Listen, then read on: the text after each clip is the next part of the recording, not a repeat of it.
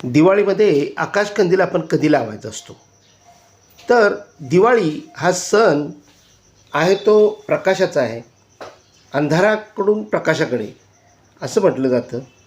आणि दिवाळी सणात आपण दिवे लावायचे असतात, दिवे प्रज्वलित करायचे असतात आणि ते करायला सुरुवात आपण करायची असती. म्हणजे जो आकाशकंदील आहे आपण जो घरावर लावतो तो आकाशकंदील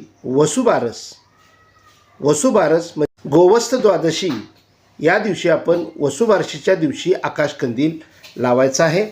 आणि दिवाळी सणाची सुरुवात पंत्या दिवे लावून करायची आहे.